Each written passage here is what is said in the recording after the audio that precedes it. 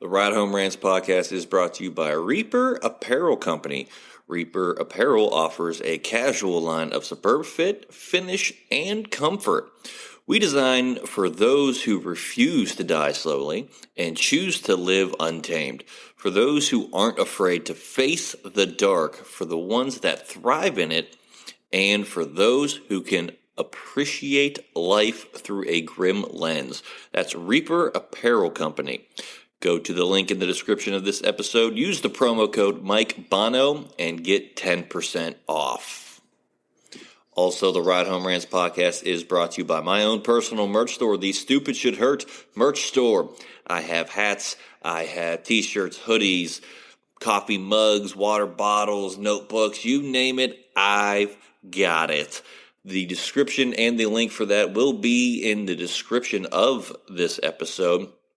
Also, right now, if you use the promo code WELCOME, I will give you 5% off of your first purchase. That's the Stupid Should Hurt merch store.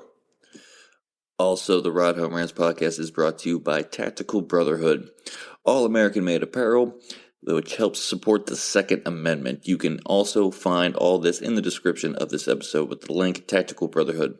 Part of every proceed does go to helping veterans, as it is a very good cause. All American-made products made right here in Minnesota. Go and check them out. Use the promo code PATRIOT15 to get 15% off your purchase.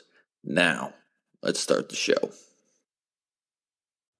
Welcome, everybody, to another episode of the Ride Home Rants podcast. This is, as always, your host, Mike Bono.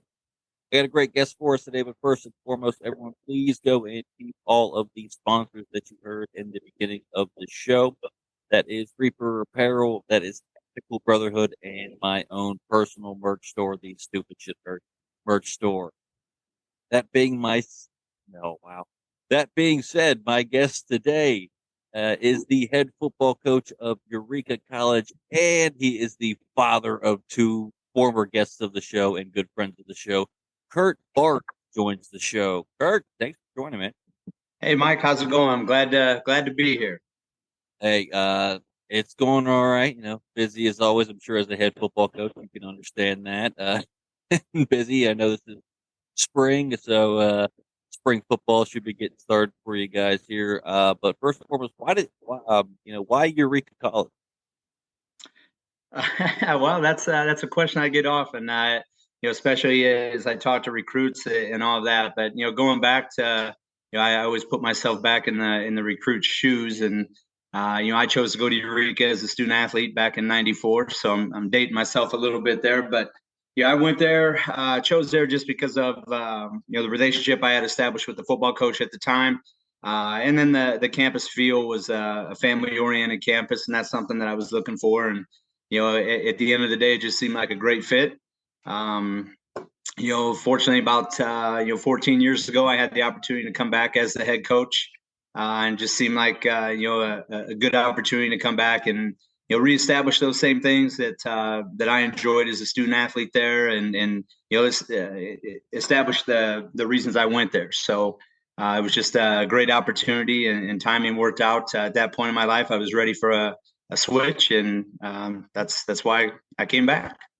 Hey, it's always good to go back to your alma mater and everything like that. So I get it. But, you said you dated yourself with being there in '94, but what did you major in, and how hard was it being a student athlete for a college? So I started off as an athletic training major. Decided, probably midway through my freshman year that I didn't want to go that route. I wanted to be more involved in athletics, be more involved in students' lives. So I went into education. I got a major in physical education, and as I left Eureka, I was able to teach science, social sciences, and a few other endorsements. So I had a pretty good background to step into education. But the main reason I made that switch was just, again, I wanted to be more involved and have a more impactful position in the lives of students, and that's that was the main reason for that. Hey, I get that. I dabbled a little bit in coaching a couple summers ago. I was a swimmer in college. wasn't good enough to earn the football scholarship. I was the habitual backup, but I always said I'd make a better coach than I would a football player, anyways. But it is rewarding when you say you want to help young people and kids and all that, and help them develop in sports and everything like that. I got a little taste of that, and it is rewarding to be a coach and being a former athlete myself. I understand that. Would I love to go back to my alma mater and coach there? Absolutely. But I know it's not for everybody, and I can relate a little bit. Because you were a student athlete in college, but I want to say that I'm downgrading that. You were an All-American wide receiver at Eureka. So, what was it like in your playing days back in '94? I know nowadays, the sport, everyone says it's getting soft and there's not as much hitting. I know when I played, I was getting my head taken off every time I went across the middle. So, what was it like with your playing days uh, back in '94? Yeah, well, I did my best to not get my head taken off because yes, it was definitely a little different in terms of rules and maybe leniency that way. For me as a student athlete, it was really kind of a perfect storm. Coming in as a freshman, I played running back in high school, and fortunately, the head coach I went there to play for. I think I hate to say the term, but he was kind of ahead of his time, I guess, in a sense that he wasn't afraid to spread the offense out a little bit with different formations. I went over there with every intent to play running back, and but because of his offensive scheme, the running backs were put in a slot quite often and just moved around. And just so happened one of the outside receivers got hurt, maybe that third or fourth day of practice. And just because of having reps and all that in the scheme, I bumped out to play the X or outside receiver and never looked back. But I was fortunate, to play for Coach Tully that, like I said, was just kind of ahead of his time for that. We had some very good athletes as a quarterback and receivers, and just like I said, a perfect storm for me to step in with the scheme and the other athletes around. I was able to make an impact as a freshman. Unfortunately, we had a coaching change after that year. Coach Tully left and went to a different school. But the Coach Fletcher, who they brought in, again, kind of one of those guys ahead of the curve with the spread offense. Coach Tully was more of, he was a very much a power running team, but would throw it. So he would, kind of set up the pass by throwing. Coach Fletcher was the opposite. He would set the run up by throwing it. And again, it was just kind of that perfect storm. We had a fantastic quarterback that year and some other receivers that I was just the lucky one to catch a bulk of the passes and make some plays off it. But really was a fun, enjoyable time. As a student athlete at Eureka, I was very blessed with my career, and had an opportunity to play a little bit after as well in some arena and indoor venues, and it was just a great time for me. So Yeah, I don't know. I don't know if it was because I'm 6'5". I was an easy target coming across the middle, but you being a running back, you're typically on the shorter side, I would say. So did that hurt you as moving to receiver with height? I mean, I don't know how tall you are. I'm assuming we're on Zoom. So I mean, I'm not much taller when I stand up, but no, I certainly wasn't blessed with the height that my nephews have. I know Ryan and Drew, and my brother's a little bit taller than me. I think that's maybe where they get it. But yeah, I was 5'9", 5'10". If you ask the program guy to fudge a little bit for you, sometimes 5'11" if I talk really good. But it was a benefit to me at times. Again, a little bit smaller guy getting in and out of traffic a little bit easier than some of the bigger frame guys. So yeah, no, being 6'5", and I don't know why my club sent me across the middle. I don't know what it was. Always every time I'd get in, it was like slant, in cut, dig. It's like, come on, man. Like, I understand I'm not the fastest guy on the field, but like, let's get me away from the linebacker. Freaks.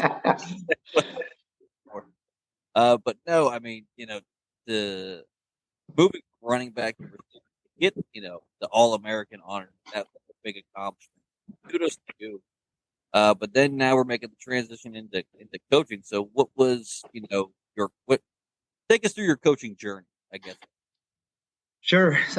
So as I graduated from Eureka in '98, I was kind of looking for high school jobs, looking for really any job I could find, but also had some opportunities to work out for some teams, and still kind of had that itch to play a little bit. So, kind of the way it worked out for me, I ended up staying as a volunteer assistant for Eureka College that fall of '98, while I tried to kind of figure out my next step if I was going to get an opportunity to play or get into my profession right away. So it worked out. I had an opportunity to stay there and coach a little bit, so I got my feet wet with that, which was a little bit tougher staying, coaching on staff where some of your buddies were still playing. It was a unique situation, but it worked out great. I mean, I had some great teammates, and the guys were fantastic with it. So, like even today, when I'm making my staff, if I've got a guy that wants to come back and volunteer or help out, I'm open to it just because I've walked in those shoes. I'm always quick to tell them, hey, this is what you can do and what you can't, because I probably towed the line a little bit on some things. So, but now that I'm making those decisions, I got to make sure they're not stepping across that. But yeah, I went from there to I went out to a small town or a small college in Ohio, Defiance College, as a grad assistant. I was able to work with Greg Piscata, and there was a head coach who's a fantastic coach and really a great mentor for me during the time I was there. While I was there, I had an opportunity to kind of restart my career as a player. So I left Defiance and went to play up in Duluth, Minnesota, in the indoor league. And then came back to play here in Peoria, which is just down the road from Eureka. I played my second year of arena there before I decided just to jump back into to the coaching and teaching world, as I guess when I got my first teaching job. So, I went from that, really that experience to the high school level, was coaching at my alma mater where Ryan and Drew were both at. They weren't quite old enough yet at the time. They were still little ones at that point, I guess is how I'd put it. I won't use any other expletives to describe them, but I just had the opportunity to coach there, and really kind of a strange track. If you go through my career, I got the opportunity after leaving Fieldcrest, had the opportunity to go back to Eureka College as an assistant with a great friend of mine who's probably been my biggest coaching mentor, Daryl Crouch. I just had an opportunity to go be his offensive coordinator at Eureka. From there, I jumped back to the high school level. As I was working for Daryl, and I think maybe understand how sometimes the D3 level works with coaching stipends and salaries and all that. That it was while I was at Eureka that second time working with Daryl that met my wife, and we decided we were going to get married, and just really wasn't a great situation to start, and not only a marriage, but eventual family as well. So I was fortunate I got, didn't have to move very far. I went to Eureka High School as the head coach, and I had 4 great years there.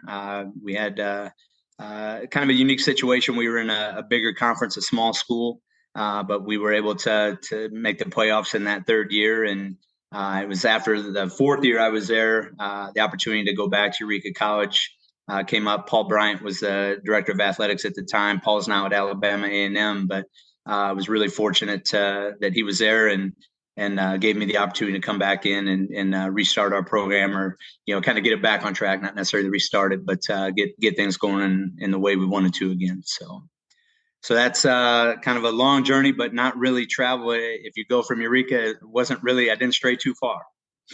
Yeah, I would say you were at Eureka the most of the time for your career, but hey, I mean, more power to you. And I definitely get it with starting a family. My wife married the comedian, and it's not, you want to talk about salaries not being, especially when you're starting up. So, yeah, I definitely understand, the move, because, I tell people all the time, people are like, oh, comedian, you must be living good. It's like, oh no, we're not. Have you seen me on like Netflix or HBO, anything? Like, no. Yeah, I still have a day job. Yeah. Like, work a job. Otherwise, we're not making it. So, yeah, I definitely get that for sure, and understand. Sometimes you got to make moves that you you don't want to, but they make sense at the time.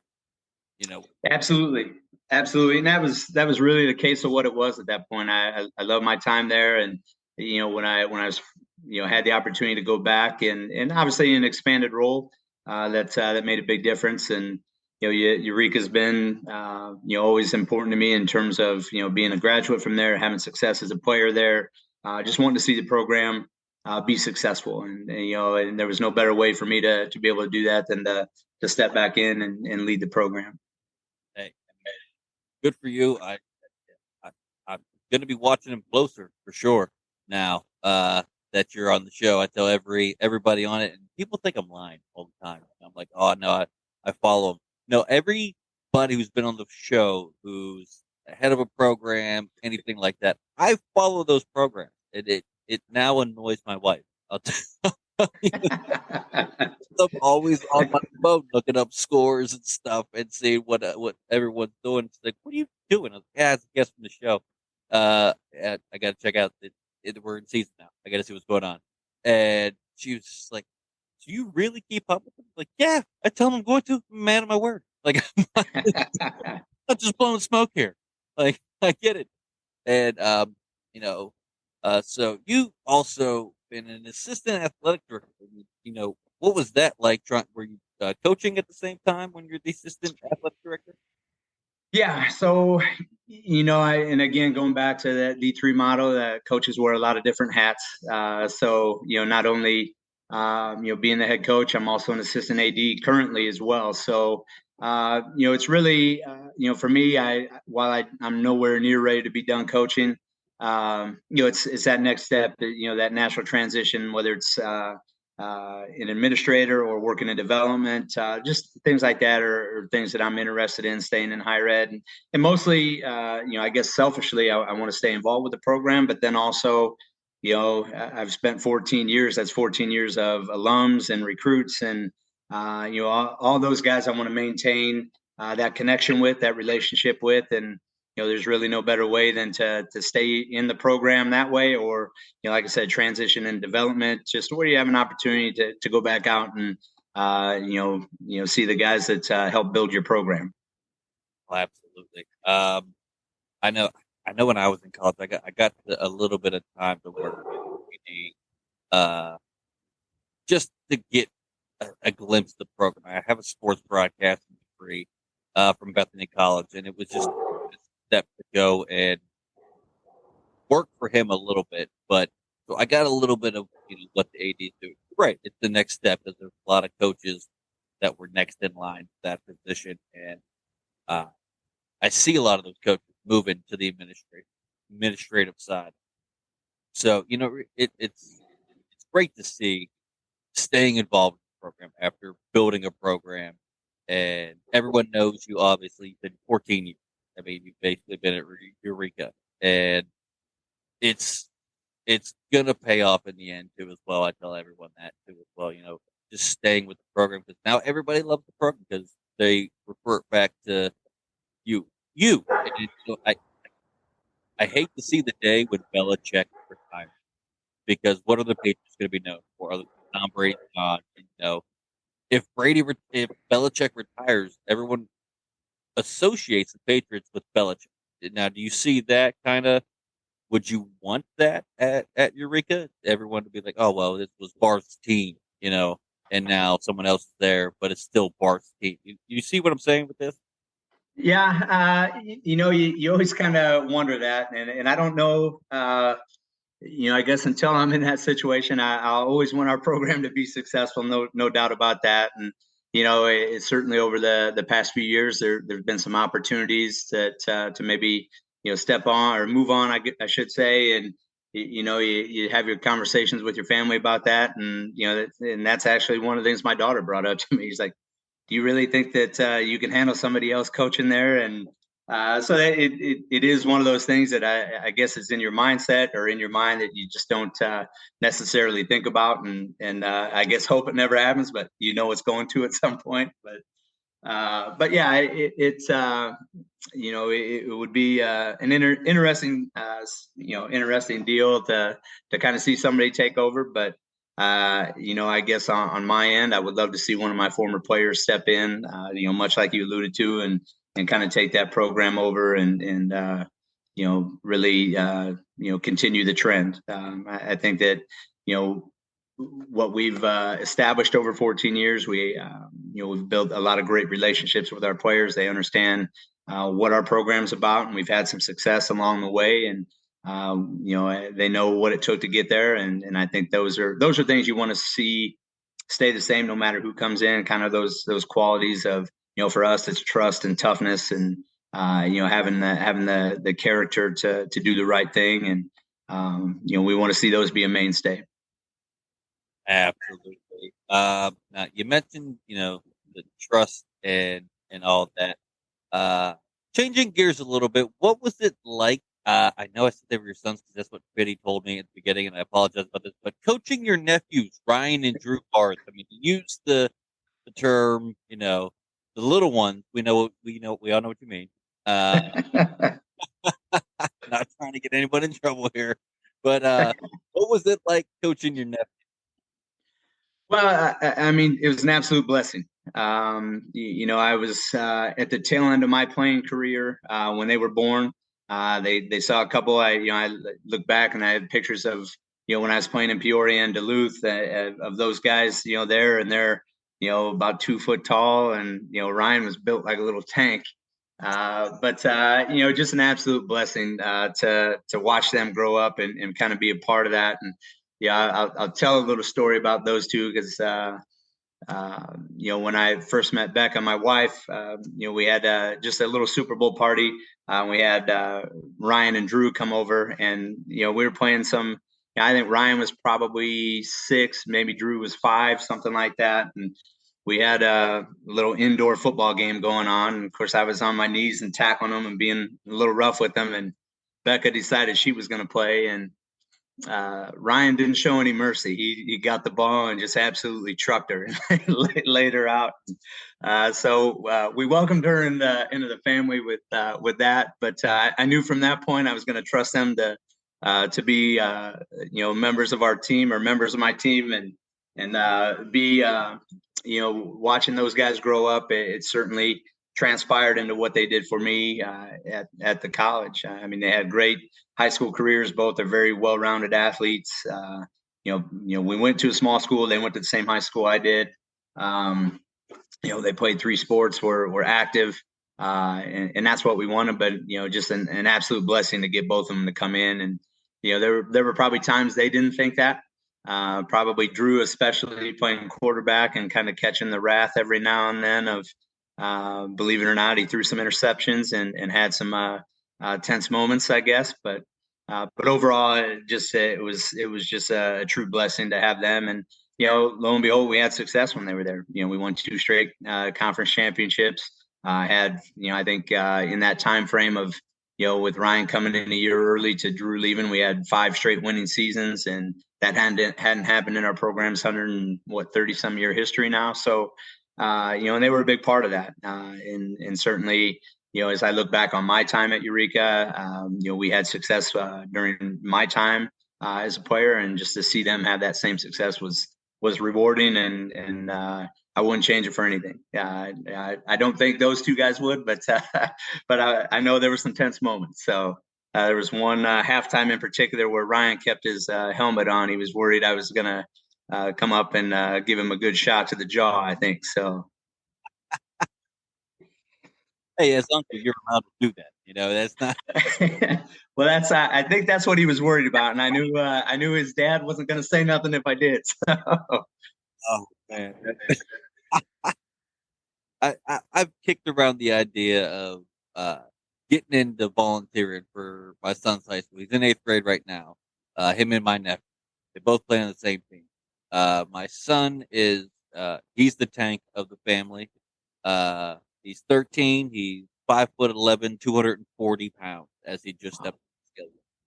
Yeah, he's Yeah. he's my tank. And his nephew is the exact opposite. Just a little skin and bones, just like he was like me when I was younger. I was always that, but I was taller and I was skinnier. But he plays running back, and he's a hell of a runner. I mean, I've never seen a kid his age be able to make moves and cuts that he can already. And those two fight on the field. They're like brothers. My son, he's an only child, so that is his brother essentially. They hang out all the time, but they fight on the field all the time. Did you have that with Ryan and Drew? Not too often. In fact, the story I told you where Ryan kept his helmet on was probably one of the only times that they were having words back and forth on the way off the field, right after halftime or right after the second quarter. Drew threw an interception right towards the end of the half, and Ryan was kind of letting him hear about it a little bit, and I was a little on edge because it happened anyway, and we probably should have been in a little better position at that time in the game. So I separated them, but I kind of went at Ryan a little bit more, and that's why I kept his helmet on. So Get it? But I was thinking about getting into volunteering, like I said, helping out at the high school level, the freshman level, because those two. I'm like the only one that can break those two up. It's hysterical. And I say it all the time, like my son, because he's a lineman. He's moved from guard to tackle on both sides of the line, and he plays defense too a little bit. He'd rather play defense more than offense. Anyway, but I finally said, I was like, you know what? If Rusty's giving you shit on the field, don't block for him once and see if his tune doesn't change when it's the block. Just see what happens. Not in a critical situation. I'm talking like it's first down. All right? We could throw away a down, like, and then look at him and be like, you know what happened. Like, I tell him that all, and his tune will change. I'm telling you, his tune will change. And it's just funny to me to see the family dynamic on the field. I didn't have that. I'm the youngest of three, but I have two older sisters. And I didn't have that brother or really cousin that was close enough in age or anything like that I could be playing with. So there was that. So I'm always interested to see how the family dynamic works on a field because it blows my mind. I wish I had that experience, but I didn't. So I live vicariously through everybody else. And I'll tell you this: when you said you were a little bit tougher on them, and the story you told about the Super Bowl party and welcoming them to the family and everything like that, I got an equally funny story.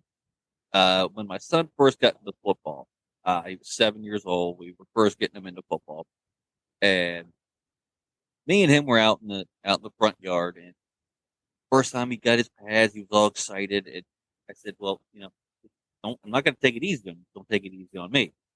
And he just wasn't listening. So my wife goes, "All right, I'm going to step in." And my wife is this little 5'2" full-blooded Irish woman, and she's a spitfire. If anybody's listening to the show, heard her jump in the background and start screaming stuff, and it's hysterical. I have video of this. So my son gets a little bit more cockier. He's never played football before at this point in time. He's got his helmet on. He's got his shoulder pads on. And my wife goes, "All right, try to get past." And he took one step, and she put her hand into his shoulder and shoved him 5 yards back onto his back. And he just laid there, and all you heard was the wind get knocked out. And started rolling around. And you just hear me in the background recording this. I laugh so hard at this. And anytime he pops off, I'm like, "Dude, you remember this?" And I just show him the video. Keep that one in the back pocket, right? It's on tap. It's got its own folder on my phone so I can get to it. I bring it up and I show him all the time. Like, "You remember when mommy kicked your ass in the front yard?" like, yeah, don't pop off. And it's fun. It's so funny to me. And I get it with the welcoming to the family because as most of the current listeners know, my son is actually my stepson. I came in when he was 6. His dad's not his biological father's not the picture. I am dad, so I don't even use the word stepson anymore. But it's still funny to me because he thought he was going to welcome me into the family that way. But like, dude, you're not going to dig me out on that. Trust me. Even now, he's 10 pounds heavier than me, but he's still that little boy to me. You know what I mean? Do you see Oh yeah. Drew and Ryan that way still a little bit every now and again? Even though they're growing and on to bigger and better things. Yeah, well, I definitely have to look up to them. They've outgrown me in terms of height and weight, but to steal a term from my father-in-law, they're not meaner than me, so I think I'll be all right with them. Uh, so, but yeah, I definitely uh, admire what they're doing, but at the same time, I think that we have a good relationship, and when they need put in place, I think we can still handle it. So Yeah, I get it. I have on my wife's side, there's 5 nieces and nephews. On my side, there's 3 nieces, and everyone knows that Uncle Mike is the fun uncle, the funkle, and also know Uncle Mike cracked the whip if need be. Like I'm not afraid of any. My oldest nephew, my sister's oldest son, is oh crap! I gotta think about it. He's a senior in high school. Let's put it that way. He's going to be turning 18 here soon, and he's as tall as me and outweighs me by like 50 pounds. And still, to this point, all I have to do is flinch, and he still jumps back. It's to that point that I've instilled the fear of God that you might be bigger than me. I'm so much tougher than you. Like, there's no way. I'm way more stubborn. I'm way more stubborn. Yeah, I probably still have the benefit. Ryan and Drew definitely saw me in my younger days when I had maybe a little bit more of a temper, so they probably know that still exists in there, and so maybe I've got that going for me. But Yeah, I definitely get that too as well. So want to get this in here too, but you've also been elected to the Hall of Fame. Is it the Eureka Hall of Fame or which? yeah, Eureka Hall of Fame. Shortly after, I guess probably 5 years after, I think is the the cutoff of, or the, I guess, when the nominations can be in. So yeah, I was fortunate to be selected for that. It's always a great honor to be recognized for what you've done as a player. And we've got so far we've gotten 2 of our previous teams in. So our 2013 team that I was head coach of, and the 2016 team was just inducted last fall. And I think Ryan and Drew's teams, or 2 more of their teams, I should say, the 2017 and in 2018, where we won conference championships, should be coming in. So, while it's great for me as an individual, I certainly am honored for that. I guess I'm more proud of we've got some teams coming in down the road, and certainly 2 that have been in there. And that's one of the things we talked about. When we took over of or took the program back over, was just trying to get that team back up to what it used to be. And it's, like I said, it's been rewarding to have teams in the Hall of Fame, and individuals from those teams as well have been in. But just to get that to get our teams back to that level has been rewarding, and more so rewarding than anything that I've done as a player. Yeah, I mean, good job and kudos to you for that. That's a huge honor and congratulations for that first and foremost. I guess last thing I got, fall 2023 team outlook. What are we looking like for this year at Eureka? What do we get? What can I expect to be following? Well, hopefully we're getting back on track. I mentioned we had some really good years strung together, and we didn't come out of the whole COVID situation as well as some others.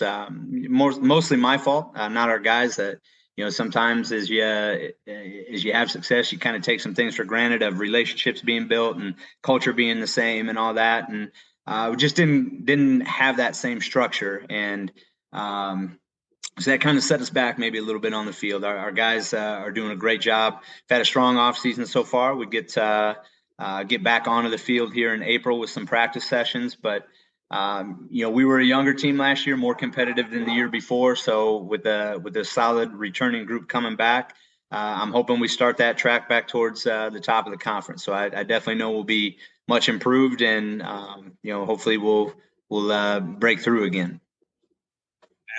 I will be following that to see what we got for you, Coach. I will be rooting for you 100% at your college. But we are running down near the end of the episode, and I do have to get this segment in. It is everybody's favorite segment, and that is the Fast 55. 5 random questions by the wonderful manager of the podcast, Johnny Fitty Falcone. And I know you've listened to Drew's show, so you kind of expect this. But for the new listeners out there, this is kind of rapid fire, but you can elaborate if you need to. No, Fitty, these are the most random questions in the world. So if you're ready, Coach, we'll get going with these. Let's let it ride. All right. Question number 1. Which is the best state in the U.S. for high school football? Florida. Question number 2. Do you think pro wrestlers from the WWE are underrated or overrated athletes? I say underrated. I like that answer. I'm not going to lie to you on that one. I think that too. Question number 3. What is your favorite fast food restaurant? Ooh, McDonald's. God, love it. Number 4. Tougher pro sport, golf or tennis? That's a tough one. I would say golf. Unlike my nephews, I'm not a golfer, and it frustrates the hell out of me. So I'm going to say golf. I get it. I'm a terrible golfer. I get it, but as am I. I love it so much. Question number 5. Sushi, overrated, underrated? Overrated. Never had it. My wife keeps telling me I'd love it, but I can't. It's raw fish. I can't get over that. That's just a mental block. I can't do it. I can't. I'm definitely with you on that. I haven't had the courage to try it. So me neither. So I get it. I gotta say, Kurt, he took it way easier. I gotta say, that was the Fast 55. That easiest set of questions I think I've had in 3 seasons of doing the show. It's definitely the easiest. Definitely a unique set of questions. Yeah, they're random. I gotta tell you, I love this segment to death, but yeah, these questions, 100% are so random. And they get more and more random as we move along through this segment. But Coach, I do give every guest this opportunity. Like I said, we are running down near the end of the episode. If there's anything you want to get out there, whether it's for your college or if it's just a good message or anything like that, I'm going to give you about a minute. The floor is yours. Okay.